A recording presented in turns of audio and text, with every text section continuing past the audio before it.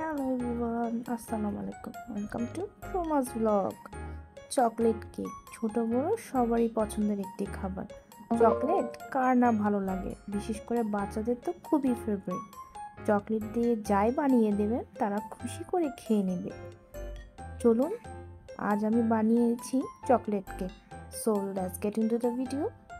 প্রথমে আমি একটি চালনিতে ময়দা নিয়ে নিয়েছি, তাতে কোকো পাউডার, একটু বেকিং সোডা, একটু বেকিং পাউডার, একটু লবণ দিয়ে সবগুলো ভালো করে চেলে নিয়েছি।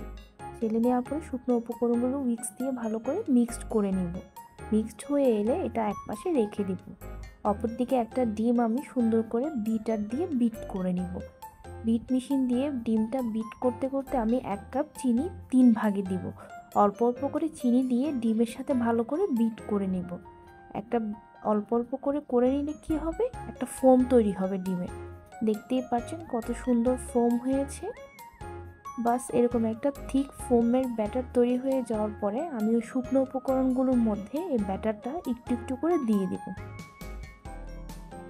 একটু একটু করে দিয়ে দেওয়ার পরে এরকম একটা ময়াম তৈরি হবে।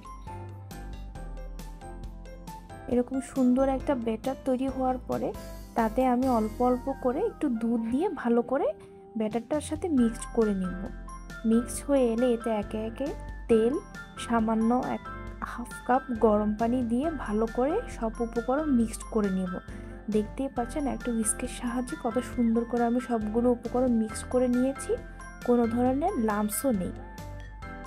এরপরে তাতে একটু ভ্যানিলা এসেন্স দিয়ে দেব। বাস ঝটপট হয়ে গেল ব্যাটারটি। এরপর একটা মোল্ড নিয়ে নিব। মোল্ডটাতে আমি একটা পেপার দিয়ে ভালো করে বাটার ব্রাশ করে নিব সব দিকে। বাটার ব্রাশ করে নেওয়ার পরে ব্যাটারটা এই মোল্ডটাতে ঢেলে দিব। অপরদিকে একটা প্যান আমি 5 মিনিট প্রিহিট করে নিয়েছি। প্রিহিট হয়ে আসার পরে মোল্ডটা প্যানের মধ্যে দিয়ে দিব। বাস 50 মিনিটের জন্য লো হিটে রেখে দিব। 50 মিনিট পর দেখতেই পাচ্ছেন মাঝখানে আরেকটু হলেই আমি নামিয়ে নেব। কত সুন্দর হয়েছে কেকটা এবং দেখতেও একদম দোকানের মতো হয়েছে। খেতেও অনেক মজা ছিল এবং খুবই সফট হয়েছে। আপনারা চাইলে বাসায় এভাবে কেক তৈরি করে বাচ্চাদের খাওয়াতে পারেন। ঘরোয়া পরিবেশে তৈরি কেক সব থেকে সুস্বাদু এবং স্বাস্থ্যকর হয়। আমার কেকটা বড় ছিল তাই 50 মিনিট লেগেছে, আপনাদের হয়তো বা আরেকটু কম সময় লাগতে পারে। এটা ডিপেন্ড করে সম্পূর্ণ কেকের সাইজের উপর। দেখেন কতটা সফট এবং ফ্লাফি হয়েছে কেকটা, খেতেও অনেক মজা ছিল। আজ এ পর্যন্তই, আল্লাহ হাফেজ।